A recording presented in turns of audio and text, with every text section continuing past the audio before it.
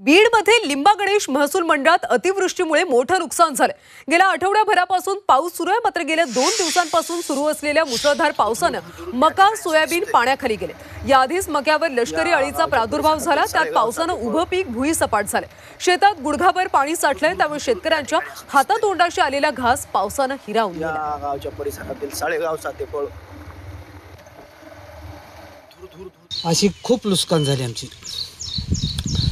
आता ही मका सगळी माझी लोळून बसली। त्याला काय आता उंदरं खाते तर कणसाला, आणि खर्च बी झालेला आहे 50-50 हजार रुपये। ह्याच्यासाठी आमची एवढीच विनंती की त्यांचा पंचनामा करून आम्हाला थोडी भरपाई भेटावा। ते ई पीक पाहणी वगैरे काय सांगतात? नाही तसलं काहीच केलेलं नाही। येतं का तुम्हाला? का नाही केलं? कशाचं आम्हाला काय कळतंय शेतकरी माणसाला?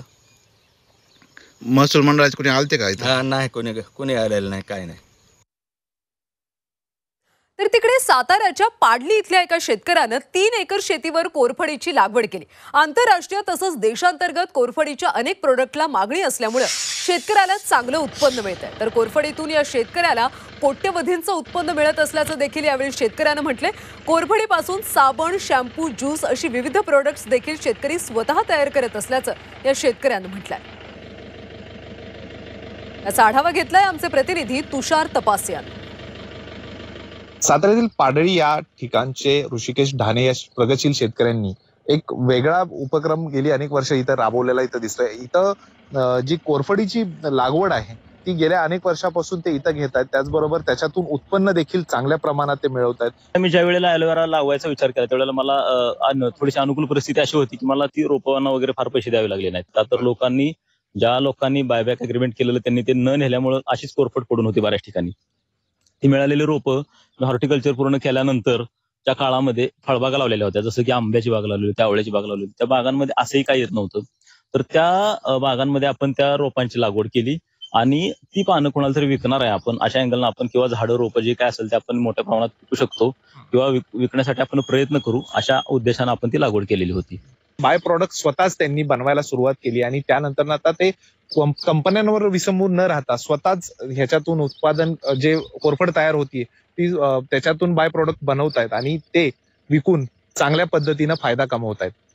व्हिडिओ जर्नलिस्ट अनुराग दिवारसह तुषार तपासे, झी मीडिया, पाडळी, सातारा।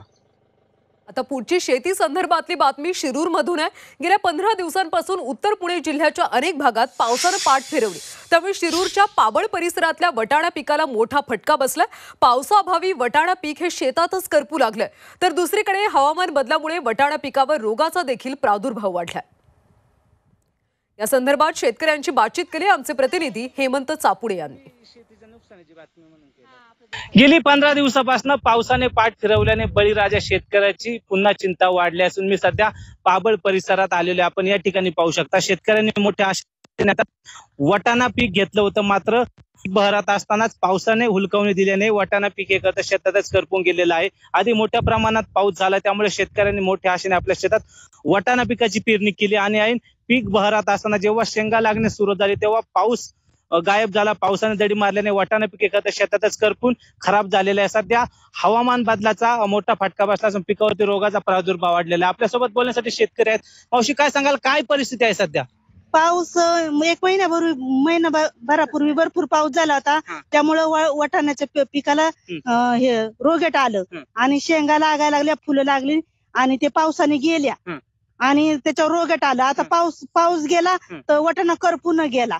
2 वावरांना हे केलं, लोटर मारलाय, हे बघा करपून गेले हे वावर पार, आणि शेंगा लागायच्या तर ते पावसामुळे आता ते शेंगा पण नाही वाटाण्याला। तुमची सरकारकडे काय मागणी असेल? सरकारने ह्या शेतकऱ्यांची दखल घ्यावी किंवा पिकांचा पंचनामा करावा सरकारने। नक्कीच शेतकऱ्यांनी मोठ्या आशेने आपल्या शेतात वाटाणा पिकाची लागवड केली होती, मात्र वातावरण बदलाचा मोठा फटका वाटाणा पिकाला बसला असून मायबाप सरकारने नुकसानग्रस्त शेताचे पंचनामे करून मदत करण्याची मागणी सध्या शेतकऱ्यांकडून केली जात आहे। हेमंत चापुडे, झी मीडिया, पाबळ, पुणे। गेल्या काही दिवसांपासून उत्तर पुणे जिल्ह्यामध्ये झालेल्या पावसामुळे शिमला मिरची पिकाला मोठा फटका बसलाय. सततच्या पावसामुळे मिरची शेतामध्ये झाडालाच सडून खराब झाले, तर वातावरणातल्या बदलामुळे मिरची पिकावरती रोगाचा देखील प्रादुर्भाव वाढला. त्यामुळे मिरची उत्पादक शेतकऱ्यांचं मोठ्या प्रमाणात नुकसान झालंय. सरकारनं पंचनामे करून मदत द्यावी अशी मागणी शेतकऱ्यांनी केली.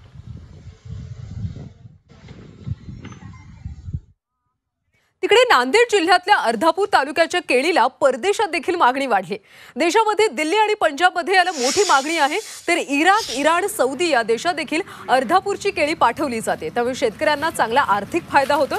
खायला चविष्ट, दिसायला चांगली आणि जास्त काळ टिकणारी केळी म्हणून याला मोठी मागणी आहे. देशातल्या बाजारपेठेमध्ये यंदा या केळीला 2000 रुपये क्विंटल पर्यंत भाव मिळाला, तर पॅकिंग केलेल्या केळीला 2500 रुपये प्रति क्विंटल पर्यंत भाव मिळतो. त्यामुळे शेतकरी समाधान व्यक्त करतात.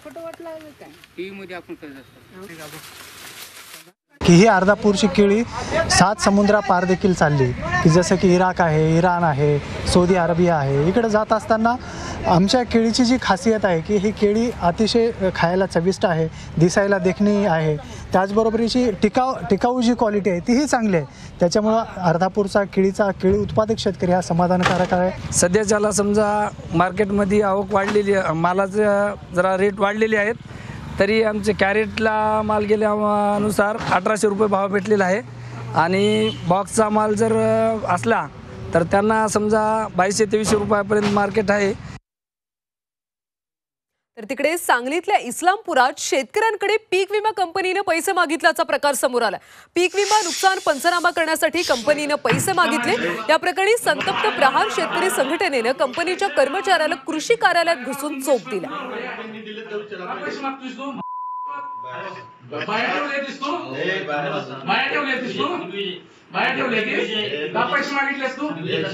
कारवाई करा.